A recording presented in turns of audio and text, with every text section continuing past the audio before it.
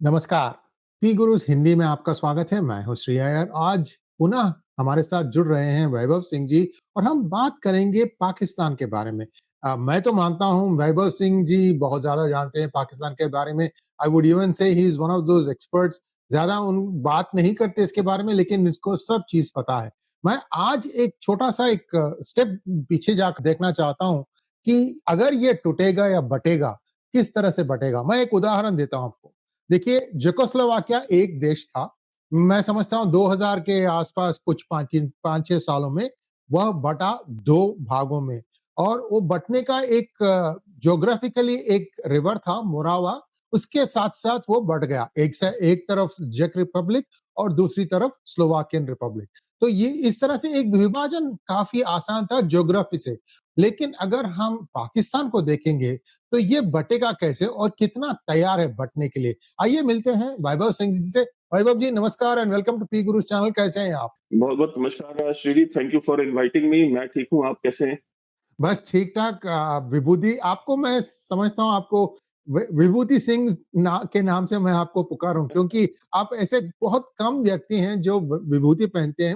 ये देखिए ये एक कल्चर है नॉर्थ ऑफ विंध्यास में हमको इतना ठोका गया, हिंदुत्व को आप व्यक्त करने से ही लोग पूछना शुरू कर देते हैं। तो बहुत खुश हुई आपको आपके जो विभूति पहनकर आप जो आते हैं। तो विभूति जी सॉरी वैभव जी, मैं आपसे सिर्फ एक ही प्रश्न पूछता हूँ आज। ये जो पाकिस्तान आप कह रहे हैं कि बँटने वाला है, बँटने वाला है, बँटने वाला है। हम अगर योगी जी का जो लाइन लेंगे, बँटेंगे तो कटेंगे, तो यह होने ही वाला है। अब किस तरह से होने वाला है, क्या रूप धारा करेगा, ये सब पता नहीं। शायद आपको कुछ पता है क्योंकि इकोनॉमिकली क्या सिंध अपने आप पैरों पर खड़ा होगा? क्या बलूचिस्तान कर सकेगा? इस तरह से प्रश्न ऊपर उठते हैं ना, क्या सेल्फ सस्टेनिंग इकोनॉमी है कि नहीं? तो इसके बारे में आपके क्या विचार हैं? देखिए ऐमन मलिक खान जो है वो खैबर पख्तूनख्वा जो कि पेशावर के जी, जहाँ की राजधानी खैबर पख्तूनख्वा जहाँ की राजधानी पेशावर है और वहाँ पे एक एएनपी के अवामी नेशनल पार्टी के एक बहुत टॉल लीडर हैं और हैं वो पार्टी के। उन्होंने परसों कल उन्होंने एक स्टेटमेंट दी थी। उन्होंने कहा कि जो हमारे मुल्क का चौकीदार है, वो कहते हैं कि इस देश में जहाँ-जहाँ भी वसाइल हैं, वहाँ सिक्योरिटी मसाइल है। अब इसका मतलब क्या है? वसाइल यानी नेचुरल रिसोर्सेज़, ठीक है? तो जहाँ-जहाँ पाकिस्तान में नेचुरल रिसोर्सेज़ हैं, पाकिस्तान आर्मी ने वहाँ पे सिक्योरिटी रिस्क डिक्लेयर कर रखा है कि जी वहाँ पे आम इंसान नहीं जा सकता, वहाँ सिक्योरिटी रिस्क है। तो कहते हैं कि आप बलूचिस्तान चले जाएँ, कहे कि पूरे खैबर पख्तूनख्वा में आप वज़ीरिस्तान में इधर-उधर आप चले जाइए और आपको जो है कहीं जाने में दिक्कत नहीं है। लेकिन और आपको बताएगा कि जी आप यहाँ भी मत जाइए, वहाँ भी मत जाइए, यहाँ सिक्योरिटी का है, लेकिन 900 स्क्वायर किलोमीटर का जो चिलगोज़े का बाग है, उसको किसी का बाप हाथ नहीं लगा सकता। तो कहते हैं कि कोई जो चौकीदार है, वो उसकी चौकीदारी करता है, उसका काम मुल्क की चौकीदारी करना है, उसकी चौकीदारी नहीं करता। वो 900 स्क्वायर किलोमीटर का जो चिलगोज़े का बाग है, उसकी चौकीदारी करता है। उसी देख लीजिए, ग्वादर पोर्ट हो, सुई जहाँ से गैस निकलती है, वो हो, रिकोडेक हो, ठीक है?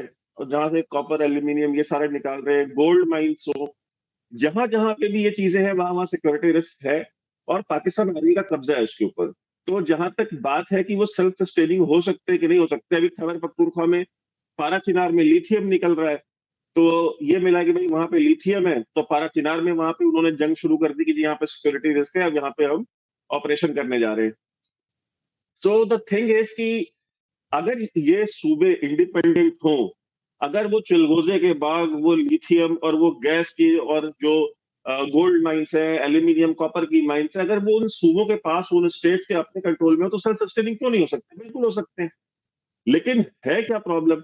बलूचिस्तान में जहाँ से गैस पूरे पाकिस्तान को जा रही है, पूरे पंजाब के हर एक घर में, कराची में, सिंध में जहाँ हर एक घर में गैस उस गैस से जल रही जहाँ जो सुई गाँव से निकलती सुई गाँव में पाइप्ड गैस आज तक नहीं है, जहाँ से वो गैस जा रही है, ठीक है? वहाँ पे लोग आज भी लकड़ियों के ऊपर खाना बना रहे हैं। तो ये जो रिसोर्सेज़ हैं, वो सारा लूट-लूट करके आप पंजाब लेके जाते हो, ठीक है? अगर वो रिसोर्सेज़ उनके पास होंगे, तो बिल्कुल सस्टेन कर लेंगे वो और सस्टेन नहीं करेंगे, they will be one of the richest places in the region. तो थ्राइव करेंगे। हाँ। हुँ। जहाँ तक आपका सवाल सस्टेनेंस का है कि सस्टेन कर पाएँगे कि नहीं, तो 100% सस्टेन भी करेंगे, थ्राइव, भी ग्रो करेंगे। और पाकिस्तान के साथ आप देख लीजिए, बांग्लादेश ठीक है, now Bangladesh has become a mess. लेकिन जब तक पाकिस्तान के साथ था तब तक बांग्लादेश की क्या हालत थी। और उनके क्लचेस से निकलने के बाद आप उनकी जीडीपी देख लीजिए, उनकी ग्रोथ रेट देख लीजिए, वहां का डेवलपमेंट देख लीजिए। Bangladesh used to be one of the most backward areas of Pakistan, इसीलिए वो उनको अपने मुंह नहीं लगाते थे, ऐसा डिस्क्रिमिनेट करते थे कि ये बंगाली काले छोटे गंदे बंगाली हैं। और आज आप देख लीजिए, आप जमीन आसमान का अंतर, उनका फॉरेन रिजर्व देख लीजिए, पाकिस्तान का फॉरेन रिजर्व देख लीजिए। तो पाकिस्तान के क्लच से जो भी निकलेगा वो प्रॉस्पर करेगा। बहुत-बहुत धन्यवाद सर। तो अब आप कह रहे थे कि बलूचिस्तान पूरा मुल्क को गैस प्रोवाइड कर रहा है और एलपीजी शायद, एलपीजी या एलएनजी जो भी हो, एक दोनों में से एक होना चाहिए। तो अब ये जो पाइपलाइन चल रही है, तो उसको बीएलए उड़ा क्यों नहीं देता? बीएलए कई आज बार उड़ाई है, और ये आज की प्रॉब्लम नहीं है। अगर आप जनरल परवेज मुशर्रफ का इंटरव्यू देखेंगे, तो जनरल परवेज मुशर्रफ ने जब उनसे पूछा गया कि ये आपने नवाब अकबर खान बुक्ती को क्यों मारा, और उसने कहा था, जब मुक्का घुमा के बोला था कि वी विल हिट देम, और उनको पता भी नहीं चलेगा कि व्हाट हैज हिट देम। और मारा उन्होंने, और उसने उसी इंटरव्यू में ये भी कहा था कि जी ये हमारी जो सुई गैस की पाइपलाइन है, ये पाइप उड़ा देते हैं बीएलए वाले। और देखिए, बीएलए वो सारे काम तो 2530 साल से करती आ रही है, लेकिन एक चीज जो बीएलए ने बहुत नई, बलोच नेशनल आर्मी ने भी, बीएलए ने भी, अ, इन्होंने जो टैक्टिकल ऑपरेशन शुरू किए हैं, आपने जैसे आपने जाफर एक्सप्रेस का ऑपरेशन देखा, इट वाज जी, रिमार्केबल जी, ऑपरेशन, जी। अनबिलीवेबल। ठीक है, कि आप एक ट्रेन को, क्योंकि ट्रेन देखिए, ट्रेन एरोप्लेन की तरह नहीं होती है कि जिसमें सिर्फ 4 ही दरवाजे हैं, ठीक है, या 2 ही दरवाजे या 3 दरवाजे हैं। ट्रेन की हर बोगी में 4-4 दरवाजे होते हैं, और इमरजेंसी एग्जिट भी होता है। पूरी ट्रेन को हाईजैक कर लेना, उसके बाद उसको होल्ड करके 3 दिन तक रख लेना, ये सबसे बड़ी चीज है। और Pakistan army could not do anything about it. और ये जो चीजें हैं ना, और उन्होंने अपनी इंटेलिजेंस एजेंसी बना ली है, और उन्होंने, now they are functioning as a army of a nation. Baloch nation की एक आर्मी है, बलोच नेशनल आर्मी। अब वो एक आर्मी की तरह से ऑपरेट कर रहे हैं, एक स्टेट की तरह से ऑपरेट कर रहे हैं। टीटीपी को आप देख लीजिए, टीटीपी भी उस तरह से ऑपरेट कर रही है। दे नाउ, अब जो नूर वली महसूद है, वो he speaks to people of Pakistan as his own people, कि यार आप हमारी रियाया है, ठीक है, आप हमारी प्रजा है, और मैं राजा हूं। नाउ ये जो एक नई चीज शुरू हुई है ना, Pakistan is having a very tough time understanding. कल जो है, पाकिस्तान आर्मी के जो चीफ हैं आसिम मुनीर, उन्होंने जो ओवरसीज पाकिस्तानी हैं, जैसे हमारे यहाँ एनआरआईज होते हैं, आप भी बहुत जानते होंगे यूएस में। तो ये जो ओवरसीज पाकिस्तानी है, उनके उनका एक कन्वेंशन किया था कल, और उनको एड्रेस कर रहे थे, एंड ही वाज सेइंग कि बहरहाल पाकिस्तान आर्मी का कुछ नहीं बिगाड़ पाई, तो ये जो बीआरए और बीएलए और ये टीटीपी, ये कुछ नहीं कर सकते हमारा। Imagine he is the chief of an army, जो कि 93,000 सरेंडर कर चुकी है कारगिल वॉर में, अपने सोल्जर्स को नहीं ओन किया। बीएलए, बीआरए, बीएनए और टीटीपी इनके सोल्जर्स को मारती है, तो उनकी आइडेंटिटीज वो रिवील करते हैं, ये अपने बॉडीज भी, अपने सोल्जर्स को आज भी ओन नहीं करते। तो I mean, he is trying to give motivation in a, कहते हैं एक होपलेस स्टेट जो है ना, उस होपलेस स्टेट में।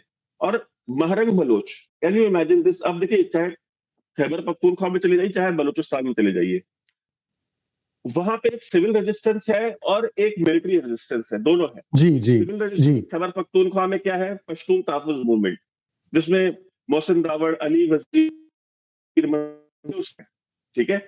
देन देयर इन बलूचिस्तान, आप देखिए मामा कदीर, महरंग बलोच और ये सारे जो है, ये सिविलियन रेजिस्टेंस का एक हिस्सा है। और ये जो टू प्रोंग स्ट्रेटजी, दोनों जगह आर्मी को और आईएसआई को समझ में नहीं आ रहा है कि इनसे कैसे डील करें। वो उनके साथ भी हाई हैंडेडली डील कर रहे हैं, और उनके साथ भी कर रहे हैं। और ये जो कंफ्यूजन है ना, ये, और उसके बाद पॉलिटिकल इंस्टेबिलिटी अलग है, इकोनॉमी चल नहीं रही है, और बार बार अमेरिका के साथ नेगोशिएट करना कि जी $1 बिलियन, $300 मिलियन। आई मीन, आप कितने दिन खींच लेंगे इस तरह से? और आप इन्वेस्टमेंट की बात करते हैं, अभी आर्मी चीफ ने वहां पे मिनरल्स इन्वेस्टमेंट समिट करी क्वेटा में, और कहा कि जी आप हमारे यहाँ आए और आकर के इन्वेस्टमेंट करें मिनरल्स में। आप अपने एयरपोर्ट बेच चुके हैं, पाकिस्तान के सारे एयरपोर्ट बिक चुके हैं। आप अपने जितने भी काम करने के इदारे हैं, आप धीरे-धीरे एक-एक करके सारे बेच चुके हैं। मतलब या तो चाइनीज़ को बेचा है, टर्किश कंपनीज़ को बेचा है या एमिरातीज़ को बेचा है, आपने सब कुछ बेच दिया है। पार्क्स तक, पब्लिक पार्क्स तक आपने इस्लामाबाद के और कराची के बेच दिए, स्टेडियम्स आपने बेच दिए। ले दे करके आपके पास अब मिनरल्स बचे हैं, वो भी मिनरल्स आपके नहीं है, वो मिनरल्स किसी और के हैं। वो बलोचों के मिनरल्स हैं, वो पख्तूनों के मिनरल्स हैं, वो सिंधियों के रिसोर्सेज़ हैं। आप कैसे बेच रहे हो? तो अभी उस पे जो रेजिस्टेंस आना है वो आएगा।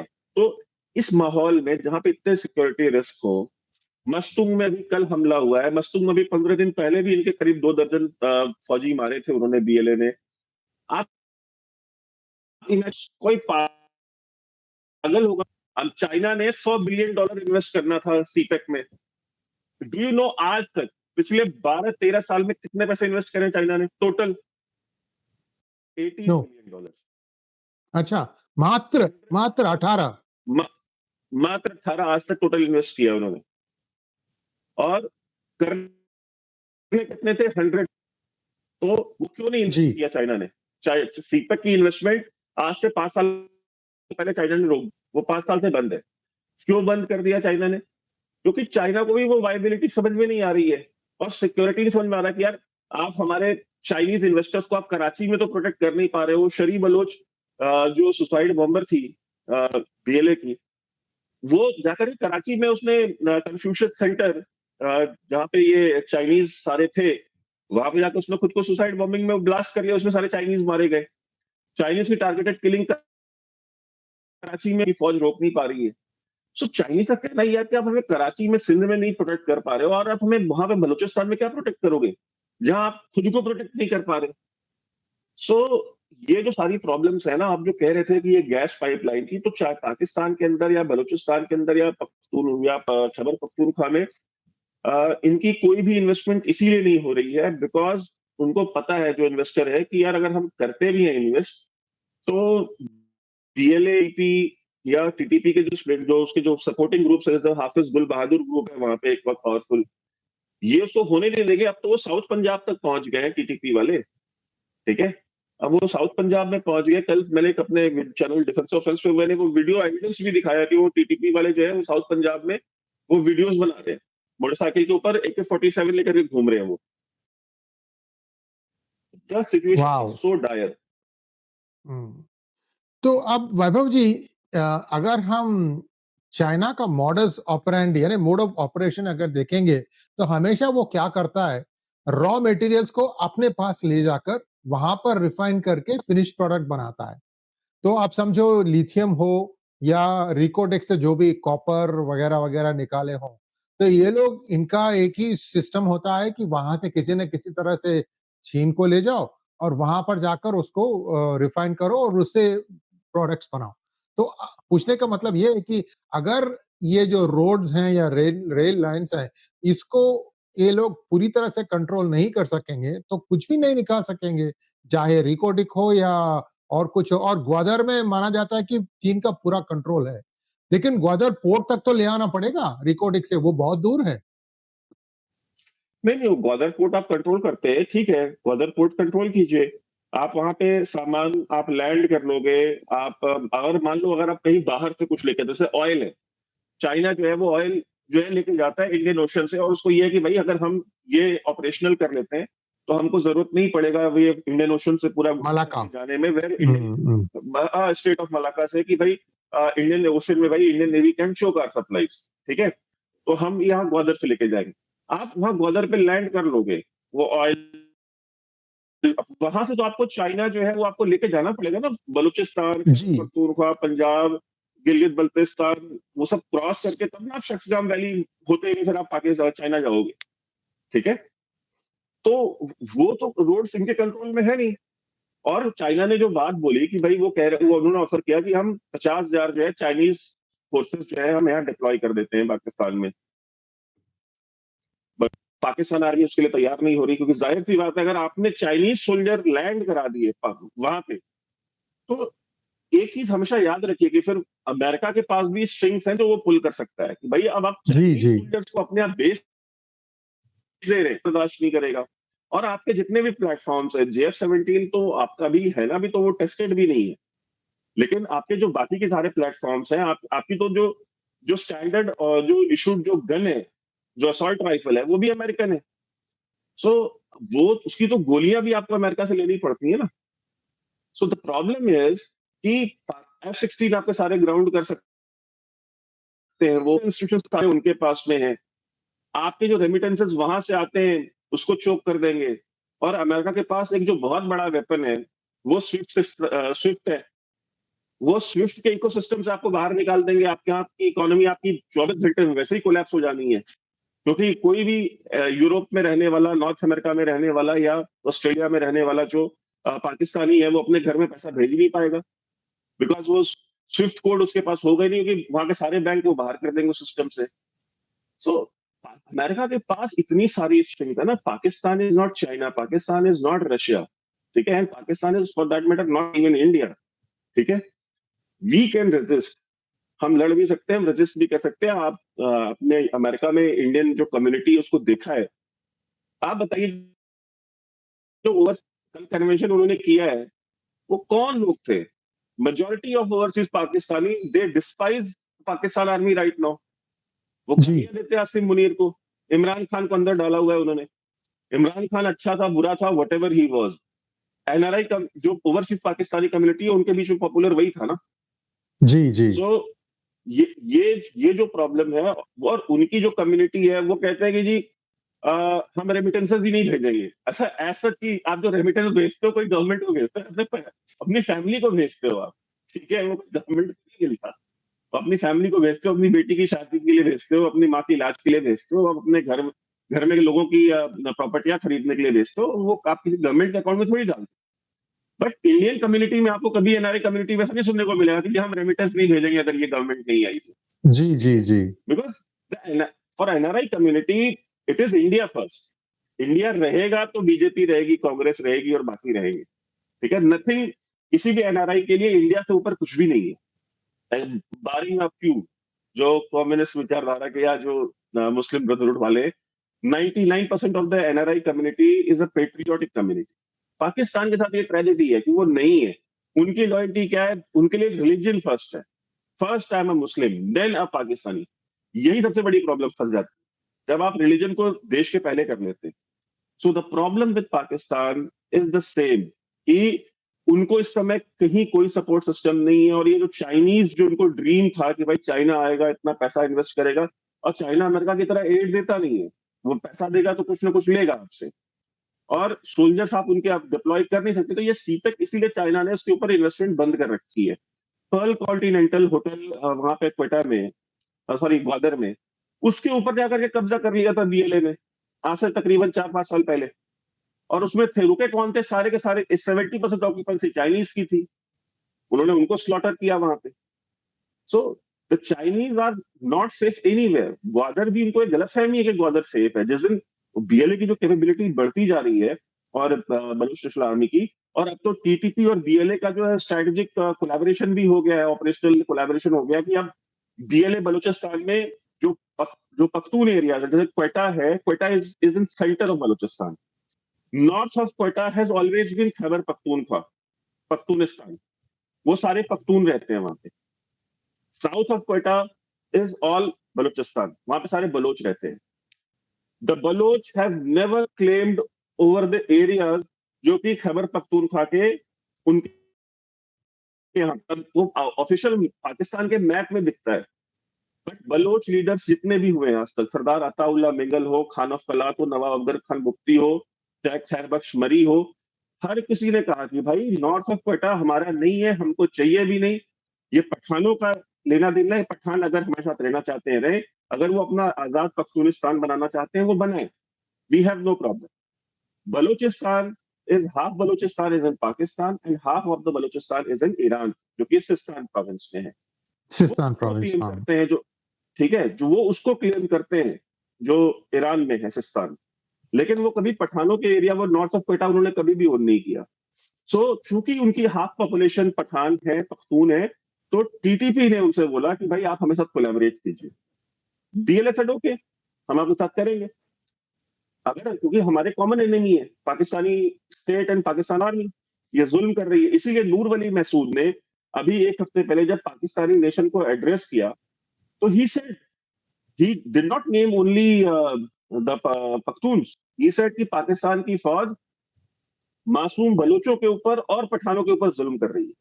ही टुक नेम ऑफ बोथ, ठीक है। सो अब ये जो कॉकटेल बनी है ना, टीटीपी का collaboration with BLA and Baloch national army, इसका कोई उपाय पाकिस्तान आर्मी के पास नहीं है।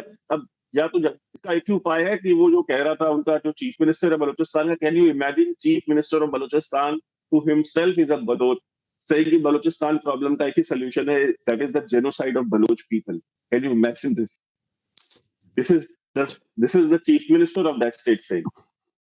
वो तो अपॉइंटेड है, वो ऊपर से पूरे सिलेक्टेड अपॉइंटेड जो भी कहें आप। तो अब इसका विकल्प क्या है? आई मीन क्या है? मैं सिर्फ ये जानना चाहता हूँ, अगर बलोच की जनता मानती है कि उनको इंडिपेंडेंस चाहिए, तो कोई ना कोई एक आउटसाइड पावर को आकर स्टेबलाइज करना पड़ेगा।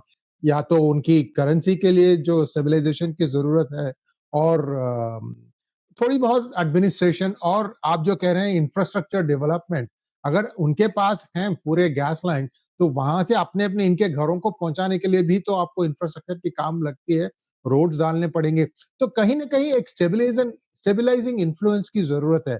क्या वह चीज़ भारत निभा सकेगा, या हमेशा की तरह हम सब देखेंगे यूएस की तरफ? नहीं नहीं, अब देखिए बांग्लादेश में भी जब बांग्लादेश बना था, तब बांग्लादेश की नेवी से लेकर के वहां की इंडस्ट्रीज से लेकर के हर एक चीज भारत ने बना के दी थी उनको। वहां की आर्म फोर्सेस भी भारत ने ही बनाई थी, वहां की आर्मी नेवी एयरफोर्स सारी की सारी, ठीक है। और बलूचिस्तान में या खैबर पख्तूनख्वा में तो इंडिया माइट नॉट इंटरवीन, लेकिन बलूचिस्तान में nothing is going to happen कि भाई वो अमेरिका या कोई थर्ड वर्ल्ड या चाइना आकर जी, वहां जी, पे जी। कुछ करेगा। जी, जी, ये जी। नहीं होगा कभी भी, और इंडिया इसको अलाउ नहीं करेगा। और जो लीडरशिप भी है, जो बलोच लीडरशिप भी है, दे रियलाइज द फैक्ट कि that we have more cultural similarity with India, ठीक है, एंड वी कैन ट्रस्ट जी, India more than any other power like America. देखिए आप एक चीज मानिए, अमेरिका चाइना ये जो है ना, ये शोषणकारी राष्ट्र हैं। दे एक्सप्लॉइट, एक्सप्लॉइटेटिव नेशंस है, ये एक्सप्लॉइट करते हैं आपको, और एक्सप्लॉइट करके और उसके बदले में आपको कुछ दे देते हैं। India is not known as exploitative country, ठीक है। जी, with regards to Bangladesh, with regards to Bhutan, with regards to Myanmar, with regards to Sri Lanka, with regards to Nepal, India has always given to these nations. India has never, India ने कभी ये नहीं किया कि आपके यहाँ पे जी श्रीलंका में चाय के बागान है तो हम कब्जा कर लेते हैं इसको, ठीक है। जी, जी। India has never been like that कि एक्सप्लॉइटेटिव एक पावर की तरफ पहुंच गए और वहां पे नेचुरल रिसोर्सेज लूटने शुरू कर दिए। We are not that, and Baloch understand this and they know the contribution of Indians, ठीक है, in in providing the moral support, ठीक है, and giving voice to the voiceless in the western nations, कि भाई हमने उनके ऑपरेशन की आवाज हम ही तो उठाते हैं ना, पाकिस्तान में तो कोई उठाता नहीं है। यही तो बलोचों जी, का सबसे बड़ा प्रॉब्लम है। महरंग बलोच, आपके यहाँ पे वो पॉलिटिशियंस, सरदार अख्तर मिंगल ने बोला, अभी परसों की ये बात है, Azad Syed is a investigative journalist based in Islamabad, in Geo News, he was talking to Sardar Akhtar Mengal. Sardar Akhtar Mengal कौन था? सरदार अख्तर मिंगल वो इंसान था जिसने आपकी रियासत को, आपके आईन को, आपके कॉन्स्टिट्यूशन को एक्सेप्ट किया, इलेक्शन लड़ा, और वो 3 दिन तक चिल्लाता रहा नेशनल असेंबली में कि मुझे बात करने दो, मुझे बात करने दो। इन्होंने बात नहीं करने दी, ठीक है। एंड ही रिजाइन सेइंग कि अगर आप मुझे यहाँ पर असेंबली में बोलने ही नहीं दोगे तो फिर मैं यहाँ क्या करूं। उसने रिजाइन कर दिया। Now he is protesting. उसको सुसाइड बॉम्बिंग में भी 10 दिन पहले मारने की कोशिश की, जी, जी, जी। हुँ। और वो आईएसआई वालों ने कोशिश करी, और बोला क्या, पूरे के पूरे पाकिस्तान में इन्होंने जितने भी अपने व्लॉगर्स हैं, जर्नलिस्ट हैं, सबको आईएसपीआर ने खबर दे दी कि भाई शोर करो कि ये बीएलए ने किया है, शोर करो कि यार बीएलए क्यों मारने जाएगी उसको। वो वो मतलब सरदार है एक कबीले का, बीएलए ने उसको मार करके दुश्मनियां मोल लेनी है जो आवाम में अपनी।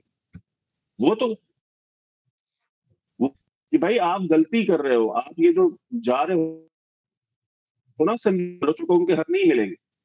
But Sardar Akhtar Mengal went, he sat in the assembly, what did you do with him, ठीक है। Mahrang Baloch, came to Islamabad. वो कोई पहाड़ पे तो नहीं चढ़ी बंदूक लेकर के, वो इस्लामाबाद प्रेस क्लब पे आके प्रोटेस्ट कर रही थी कि भाई हमारे जो हजारों की तादाद में लोगों तुमने लोगों को गायब किया है, ठीक है, इनको आप पेश कीजिए। एक औरत है, वो हाफ विडो है, उसको पता नहीं कि वो विडो है भी कि नहीं है, बिकॉज उसका हस्बैंड 10 साल से 20 साल से गायब है, ठीक है।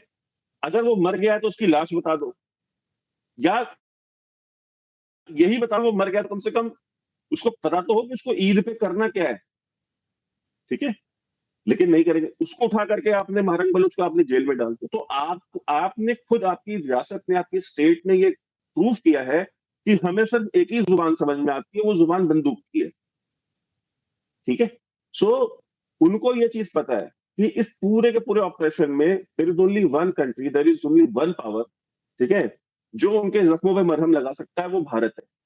वो अमेरिकन नहीं है, वो चाइनीज नहीं है, वो यूरोपियन कंट्रीज नहीं है, बिकॉज उन्होंने कभी भी इनकी आवाज नहीं उठाई। उनकी आवाज हमेशा इंडिया से उठी है।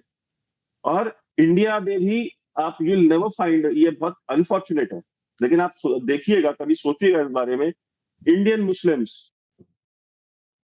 Bloch, for Pashtuns, for the Muhajirs by the way who are their blood, who went from India to Pakistan, for the Sindhi nationalist, उनकी आवाज कभी नहीं उठाते।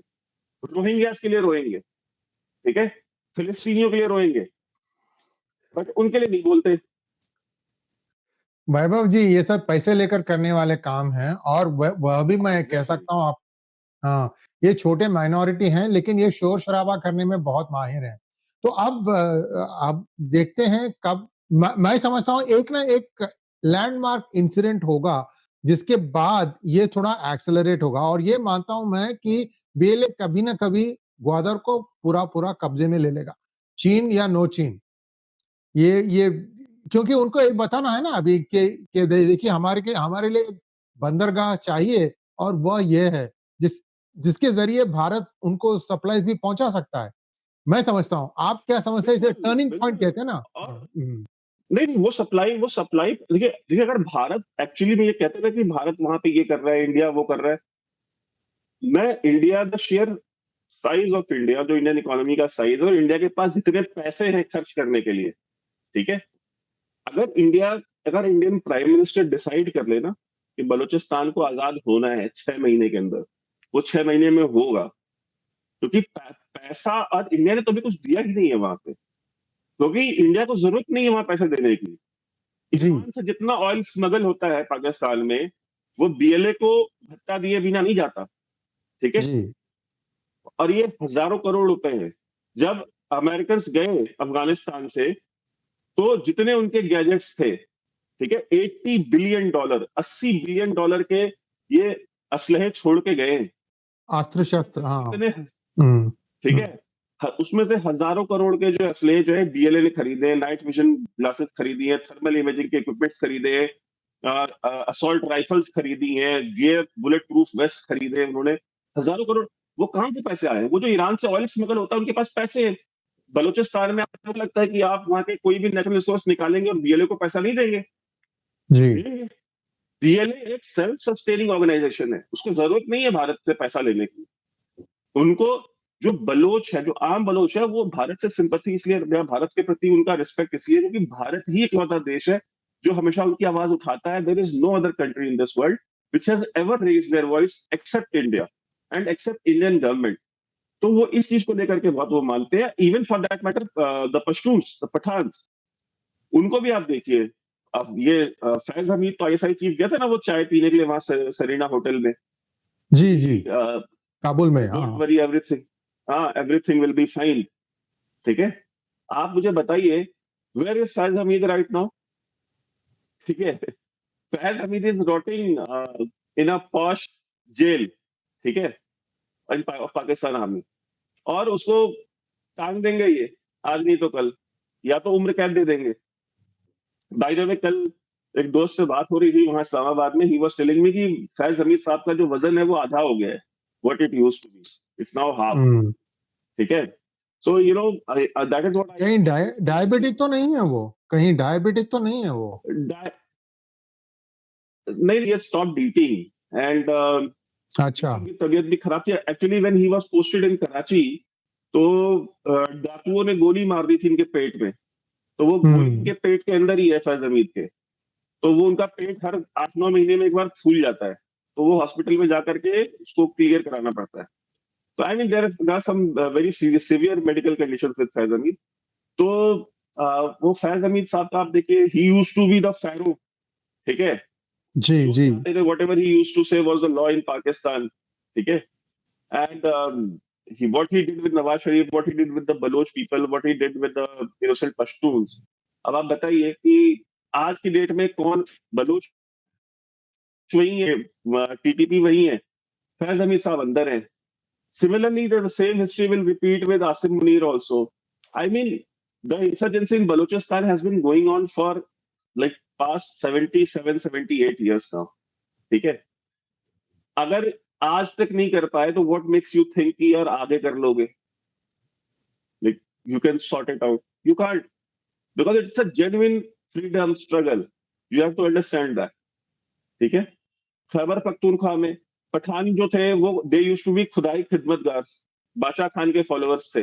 जी, जी, जी, फ्रंटियर गांधी। यू हाँ। गेव हुँ, ठीक है, you gave guns in their hands. आपने उनके हाथों में बंदूकें क्लाशनिकोव पकड़ाई। आपने दर्रा आदम खेल में मतलब 2 नंबर की बंदूकें और रॉकेट लॉन्चर्स बनाने की फैक्ट्री लगाई। आपने उनको सिखाया सीआईए के साथ मिलके कि असलहा कैसे बनता है, माउज़र कैसे बनती है, पिस्टल, रिवॉल्वर, AK-47, 56, दुनिया की ऐसी कोई हथियार नहीं था जो आपने उनको बनाना नहीं सिखाया। अब जब उन्होंने पकड़ लिया है, जब वो सारे उनके हाथ में आ गए, आपको ये गलतफ़हमी थी कि ये जा करके कश्मीर आज़ाद कराएँगे। वो कहते हैं पहले खैबर पख्तूनख्वा आज़ाद करो, पहले पश्तूनिस्तान आज़ाद करो, उसके बाद बात करते हैं। ठीक है? So I mean that's the tragedy. कहते हैं ना कि वो Najam Sethi is a journalist in Pakistan. He once said कि the history of Pakistan is the history of blunders, plunders and surrenders. ठीक है? So so that is what Pakistan is all about. It's all about blunders, plunders and surrenders. बहुत-बहुत धन्यवाद वैभव जी। तो अब देखते हैं किस तरह से मैं आपके साथ पुनः इस पर विवाद चालू रखना चाहता हूँ कि शायद 2-4 हफ्तों में फिर एक बार हम मुलाकात करेंगे, एक और बार इस पर बात करेंगे कि क्या क्या हो रहा है। लेकिन अभी तो ऐसा लगता है कि पाकिस्तान आर्मी काफ़ी डरी हुई है और मुझे एक एक चीज़ बहुत हास्यास्पद लगता है कि ये खुद का घर नहीं सँभाल सकते, आईएसआई खुद का घर नहीं सँभाल सकते और जाकर बांग्लादेश में ये लोग रेडिकलिज्म फैला रहे हैं। तो अब इसका पता नहीं कब इसका हिसाब चुकने वाला है। नहीं, बहुत-बहुत धन्यवाद। very जी, soon, जी। very soon. हाँ, मतलब मुझे मालूम है, आई हैव इंफॉर्मेशन कि very soon you will see Bangladesh के अंदर जो है ना वो बांग्लादेशियों को भी समझ में आएगी बात और इनको भी समझ में आ जाएगी पाकिस्तानियों को। Some big decisions have been taken at the centre कि अब बस बहुत हो गया है, क्योंकि जब तक ये बांग्लादेश के अंदर कर रहे थे तब तक गवर्नमेंट को ये था छोड़ो जा रहे थे, उनके अपने देश का मसला है। हमें उसमें इंटरवीन नहीं करना चाहिए, ठीक है? हम जी, उनकी मॉरल सपोर्ट कर सकते हैं but we are not going to. Now they have started intervening in our affairs. Murshidabad में जो जी, दंगे हुए हैं, उसमें इस्लामिक स्टेट बंगाल के नाम से जो संस्था जिसने पर्चे बांटे थे राइट्स के लिए, वो वो आईएसआई ने बिल्ड की है बांग्लादेश के अंदर and it has come out in the investigation by the central agencies. तो बांग्लादेश और आईएसआई दोनों को चुकानी पड़ेगी कि आपको अपने देश में जो करना है यार, आप अपने देश में हिंदुओं को उठाने जाते हैं। ननकाना साहिब में गुरु ग्रंथ मतलब ननकाना साहिब गुरुद्वारा जहाँ पे गुरु नानक का जन्म हुआ, वहां के ग्रंथी की बेटी उठा ले गए, 4 साल हो गए आज तक जी, पुलिस नहीं जी। करी। ठीक है? जी, जी, जी, वो जी। आप अपने यहाँ जो भी करते रहो उसमें हमारा मसला नहीं है, हम उनकी मॉरल सपोर्ट कर देंगे, ह्यूमन राइट्स के लेवल पे हम कर देंगे। But now you have the audacity to come and start riots in India.